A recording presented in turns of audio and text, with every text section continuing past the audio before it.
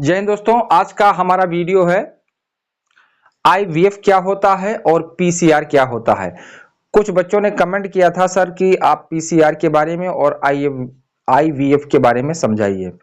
तो आज हम इसी के बारे में बताएंगे। जिन लोगों ने चैनल को सब्सक्राइब नहीं किया है कृपया चैनल को सब्सक्राइब कर लें, लाइक कर लें, शेयर कर लें और अपने दोस्तों को भी बताएं। ठीक है, तो आज हम इसके बारे में समझेंगे।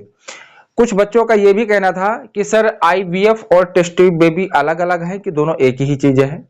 तो मैं बता दूं, आईवीएफ और टेस्ट ट्यूब बेबी दोनों सेम चीजें हैं, यानी फर्क नली शिशु।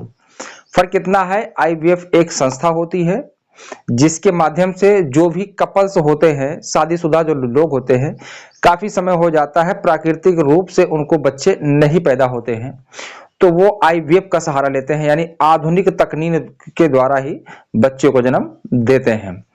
तो उसी का ये माध्यम है आईवीएफ। इसका फुल फॉर्म होता है इन विट्रो फर्टिलाइजेशन। ठीक है, यानी कि आर्टिफिशियल ढंग से बच्चे को जन्म कराना या बच्चे को पैदा करना। ठीक है, तो थोड़ा सा हम इसी पे देखेंगे। आप स्क्रीन पे देख सकते हैं क्या है आईवीएफ क्या है। ठीक है, तो चलिए हम समय नहीं लेते हैं। तो सबसे पहले हम आपको समझाएंगे आईवीएफ यानी कि टेस्ट ट्यूब बेबी क्या है, यानी हिंदी में इसको कहेंगे प्रकनली शिशु क्या है। तो आज का ये बहुत महत्वपूर्ण प्रश्न है। कुछ बच्चों ने कमेंट किया था सर इसके बारे में जरूर बताएं, तो मैं थोड़ा से आपको हिंट्स दे देता हूं और इसको आसानी से आप समझ सकते हैं। और ये बहुत अच्छी चीजें हैं कि अब कोई भी निसंतान नहीं रह पाएगा अगर इसका भी अगर सहारा लेते हो, तो वो अपना खुद का बच्चा वो स्वयं पा सकते हैं। फर्क इतना है कि प्राकृतिक ढंग से नहीं, आर्टिफिशियल द्वारा यानी आधुनिक तकनीक द्वारा अपने बच्चे को पा सकते हैं। तो चलिए थोड़ा सा हम व्हाइट बोर्ड पे आपको इसको समझाते हैं थोड़ा डिटेल में। ठीक है,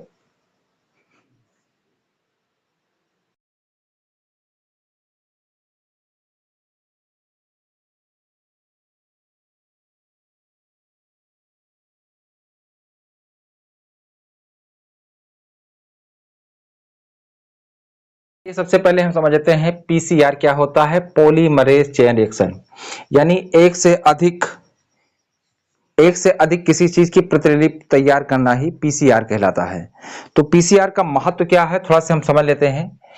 पीसीआर का महत्व बहुत बड़ा है। ठीक है, पहली बात तो पीसीआर जो आनुवांशिक रूप से डीएनए होता है, डीएनए के प्रतिलिपि बनाने में किया जाता है एक से अधिक। दूसरी बात, अगर किसी के आनुवांशिक परिवर्तन होता है तो इसके लिए भी इस तकनीक का इस्तेमाल किया जाता है। पीसीआर एक तकनीकी होती है जिसके माध्यम से किसी के आनुवांशिक में अगर परिवर्तन होता है तो वो किस कारण परिवर्तन होता है, क्या कारण होता है, उसके डीएनए में परिवर्तन क्या हुआ है, तो उसके लिए पीसीआर का इस्तेमाल किया जाता है। वह अगर इसके साथ साथ उसके रोगों को आनुवांशिक रोगों को पहचान कराने में भी पीसीआर का इस्तेमाल किया जाता है। इसमें क्या करते हैं, पीसीआर में एक सैंपल लिया जाता है तकनीकी द्वारा। एक सैंपल लेते हैं, क्या लेते हैं, सैंपल लेते हैं। उसमें क्या होगा, आपका बलगम का ले लेंगे, बलगम, ऊतक, ठीक है, और बलगम का ले लेते हैं और ऊतक का ले लेते हैं। जो भी बलगम बनता शरीर में उसका भी इसमें जो है इस्तेमाल करके जो है इसका सैंपल लेके आपका निकाला जाता है। उसके आनुवांशिक में क्या परिवर्तन हुआ है, क्या नहीं परिवर्तन हुआ, उसके डीएनए में क्या परिवर्तन हुआ है, उसकी प्रतिलिपि तैयार करने के लिए पीसीआर का इस्तेमाल किया जाता है। एक आरटीपीसीआर होता है। आरटीपीसीआर कोरोना काल में काफी बच्चों ने सुना होगा। ठीक है, रिवर्स ट्रांजैक्शन पीसीआर होता है। इसमें क्या होता है, गले का और नाक का सैंपल लेकर उसमें निकाला जाता है कि ये किस रोग के संक्रमण से ग्रसित है। ठीक है, और पीसीआर में क्या होता है, कैंसर का भी, आनुवांशिक कैंसर भी या कोई कैंसर का भी पता लगाने में इसका इस्तेमाल किया जाता है, यानी कि उसकी कोशिका में कहां से क्षतिग्रस्त हुई है इसका भी सैंपल लिया जाता है, तो वो पीसीआर में आता है। यानी एक से अधिक पॉलीमरेज चेन रिएक्शन, पॉली मतलब होता है एक, मरेज माने अधिक, एक से अधिक चेन का बनना। ठीक है, मतलब मैंने एक डीएनए ले लिया, माने डीएनए यहाँ पे हो गया, ठीक है, ये डीएनए है। ठीक है, अब इसकी हमको प्रतिलिपि तैयार करना है। यहां बता रहे हैं डीएनए है, ये मान लीजिए डीएनए है। ठीक है, इसकी कई कॉपी ऐसे, फिर और सैंपल लोगे और कॉपी, फिर इसकी एक से ऐसे कॉपी, एक से अधिक कॉपियां इसकी तैयार होती चली जाएंगी। ठीक है, तो वो पीसीआर होता है। एक से अधिक कॉपी का बनना ही पीसीआर कहलाता है। ठीक है, तो आपको ये बात समझ में आएगी आनुवांशिक रूप से उसमें परिवर्तन क्या हुआ है, वो किस रोग से ग्रसित है, उसकी कोशिका में कहां कहां पे अगर क्षतिग्रस्त हुआ है तो किन कारणों से वो क्षतिग्रस्त हो रहा है, तो उसके लिए हम पीसीआर का इस्तेमाल करते हैं। तो हमें लगता है जिन बच्चों ने पीसीआर के बारे में पूछा था उसकी समझ में आ गया होगा। एक से अधिक डीएनए के एक से अधिक प्रतिलिपियों को तैयार करना या बनना पीसीआर कहलाता है। इसके साथ साथ वो किस संक्रामक रोग से ग्रसित है, उसके आनुवांशिक में अगर परिवर्तन हो रहा तो किस कारण परिवर्तन होता है, इसका पता लगाने में, पहचान कराने में, आनुवांशिक रोगों को पता लगाने में पीसीआर का इस्तेमाल किया जाता है। ठीक है, अब हम समझेंगे इन विट्रो फर्टिलाइजेशन। ठीक है, यानी कि आधुनिक तरीके से अपने बच्चों को स्वयं पाना। पूछा जाता है, इसमें आता है test tube baby, test tube baby. ठीक है, या इसको हिंदी में आप लोग कहते हैं परखनली शिशु। क्या कहा जाता है? परखनली शिशु के भी नाम से जाना जाता है। ठीक है, इसमें क्या होता है, इसका एक फायदा है। फायदा क्या है, थोड़ा सा हम वो समझ लेते हैं। फायदा बहुत बड़ा है। देखिए, ये बहुत इंपॉर्टेंट तकनीक है और ये इंटर के बच्चे जो भी पढ़ाई कर रहे हैं बायोलॉजी से उनके लिए मोस्ट इंपॉर्टेंट है। कई बार ये परीक्षा में पूछा भी जाता है। आईवीएफ क्या है? In vitro fertilisation. अपने यहाँ कई संस्थाएं, कई क्लिनिक सेंटर भी खोले गए हैं। इस संस्था में लखनऊ में इंदिरा आईवीएफ के नाम से है, नोवा आईवीएफ है। इसमें क्या होता है, कोई भी कपल्स मतलब जोड़े, कपल्स जो होता है, अगर शादी हो जाती है, शादी में के कम से कम 4-5 साल में अगर उनको आधुनिक तरीके से यानी प्राकृतिक ढंग से अगर उनको बच्चा या बच्ची नहीं होती है तो वो चाहे तो अपना खुद का बच्चा ले सकते हैं। इसके लिए बहुत अच्छी संस्था है आईवीएफ, स्वयं का बच्चा पाने के लिए तकनीकी होती है। तो पूछा जाता है कि आईवीएफ क्या है या टेस्ट ट्यूब बेबी क्या है, तो दोनों सेम चीजें हैं। ठीक है, फर्क कितना है, इसका परिभाषा के रूप में अगर हम जानेंगे तो इसका परिभाषा के रूप में होता है जो भी कपल्स प्राकृतिक ढंग से अपने बच्चों को नहीं पा पाते हैं तो उन्हें आधुनिक क्रियाओं द्वारा, आधुनिक तकनीक द्वारा अपने स्वयं को बच्चे को पाना ही आईवीएफ यानी टेस्ट ट्यूब बेबी कहलाता है। टेस्ट ट्यूब बेबी होता क्या है, इसमें कोई दिक्कत नहीं है। ठीक है, पहले ये बहुत ही कॉस्टली था, महंगा था, लेकिन अब कॉस्टली नहीं है। पहले बहुत ही कॉस्टली था, लेकिन आज की डेट में 1 से 1.5 लाख के बीच में आप इसका जो है आपका स्वयं का बच्चा पा सकते हैं। इसमें क्या होता है, टेस्ट ट्यूब बेबी आप यहां समझ सकते हो। ये मान लीजिए ये टेस्ट ट्यूब बेबी, इसमें हम किसी बच्चे का सैंपल बना देते हैं।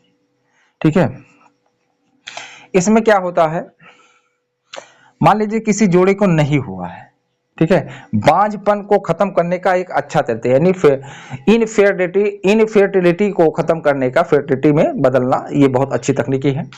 इसमें क्या करते हैं, उस माता द्वारा, उस मदर द्वारा, मदर के अंडाणु का सैंपल लिया जाता है, अंडाणु ले लिया जाता है, उसके जो भ्रूण बनाया जाता है। ठीक है, उस माता का अंडाणु लेके और उसके पिता का शुक्राणु, ठीक है, दोनों का अंडाणु और शुक्राणु का फर्टिलाइजेशन यूटेरस में नहीं, गर्भाशय में ना होकर बाहर कराता है। तकनीकी क्या होता है, किसी कपल्स में क्या होता है, उनके फैलोपियन ट्यूब जो होती है वो पतली हो जाती है, किसी कारणवश में उनमें जो है निषेचन क्रिया नहीं हो पाती है।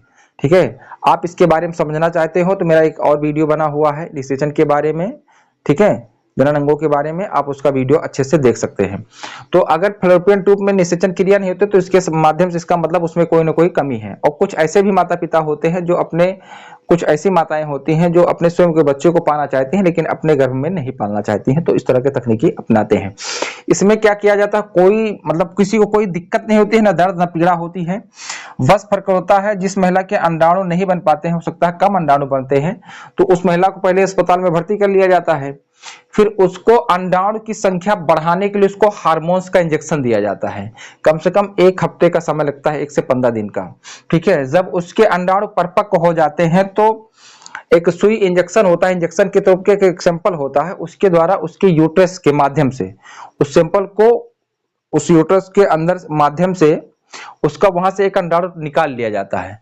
ठीक है, एक अंडाणु इसे निकाल लेंगे। ठीक है, मान लीजिए अंडाणु है, इसको निकाल लिया जाएगा और उस पिता का शुक्राणु ले लिया जाएगा। ठीक है, उस पिता, समझ आ रहा है? बात मत करो, अच्छे समझ लो, आप इसको अच्छे से अपने मन से भी लिख सकते हो।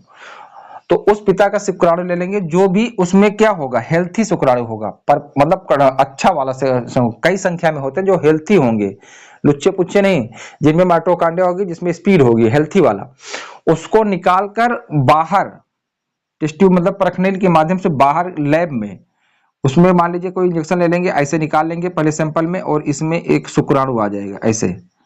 अब इस शुक्राणु को इसमें फर्टिलाइजेशन कराएंगे, इसको तोड़कर इसके जो कोरोनरी डेटा होता है उसको पास करके इसके माध्यम से ये यहाँ पे निषेचन करवा देंगे। ठीक है, निषेचन करवाए जितना माँ का गर्भाशय का तापमान होता है उतने ही तापमान में एक मशीन होती है। ठीक है, उस मशीन के अंदर इसको रख दिया जाता है 4 से 5 दिन के लिए। जब ये फर्टिलाइज हो जाते हैं, फर्टिलाइज होने के बाद में, निषेचन होने के बाद में, उस माँ के यूट्रस में उसी माध्यम से, जिस माध्यम से निकाला गया था उसी माध्यम से उस माँ के गर्भाशय में इसको रख दिया जाता है।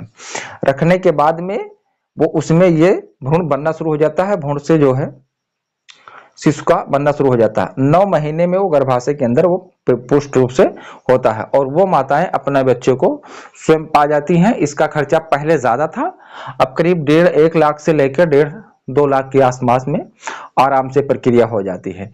और कुछ ऐसी माताएं होती हैं जो अपना बच्चा पाना चाहती हैं लेकिन अपने घर में नहीं पालना चाहती हैं, तो उसके लिए किसी दूसरी माता का सहारा लेना पड़ता है, किसी को किराए पे लिया जाता है। जो माता किराए पर अपने दूसरे के बच्चे को अपने घर में पालती है उसको सैरोगेट मदर के नाम से जाना जाता है, और ये ज्यादातर उड़ीसा में, हरियाणा में काफी औरतें इसका सहारा लेती हैं और अपने बच्चे को पाती हैं। तो ये था थोड़ा सा IVF और PCR क्या है इसके बारे में हमने बताया है। इसका फुल वीडियो देखने के लिए हमारे चैनल को लाइक, शेयर और कमेंट जरूर करें। ठीक है, ज्यादा ज्यादा आप शेयर करें अपने दोस्तों को। इसका फुल डिटेल अगर आप लोग कमेंट करोगे कि सर इसका विधिवत मशीनीकरण द्वारा हमको सब दिखाइए, समझाइए, तो उसका भी मैं वीडियो आपको अलग से बताऊंगा, दिखाऊंगा। लेकिन आप लोगों को ये कमेंट होना चाहिए, जितना ज्यादा कमेंट होगा उतना ही हम अच्छे से आपको सोचेंगे कि और बेहतर से बेहतर आपको ढंग से बताना चाहिए। तो वीडियो अच्छा लगा हो तो लाइक, शेयर और कमेंट जरूर करें, अपने दोस्तों की बताएं। आप लोग वीडियो देखते हो, अच्छी चीजें देखते हो, लेकिन आप लोग शेयर नहीं करते हो, ना कमेंट करते हो और ना ही लाइक करते हो, ना सब्सक्राइब करते हो। आप लोग हमेशा ये देखो कि अगर आपको कुछ आगे बढ़ना है तो आप फालतू चीजों पे अपना टाइम वेस्ट ना करें। आपके लिए समय बहुत कम है, वैसे भी अब धीरे धीरे लोगों की उम्र भी कम हो गई है। अगर आप 30 साल के अंदर का सक्सेस नहीं होते हैं तो 30-60 साल से ज्यादा एज नहीं है और आप परेशान हो जाओगे। कम समय में अच्छी चीज पाने की कोशिश करें। ठीक है, फालतू में अपना समय ना बर्बाद करें, नहीं तो आपको समझ में आएगा, लेकिन जब समझ में आएगा तो आपके पास वक्त नहीं रहेगा, समझदारी रहेगी। और जब वक्त है तो आप समझदारी से काम नहीं ले रहे हैं। तो इन बातों को ध्यान दें और इस वीडियो को ज्यादा से ज्यादा लोगों को शेयर करें। फिर मिलेंगे अगले वीडियो के साथ। धन्यवाद।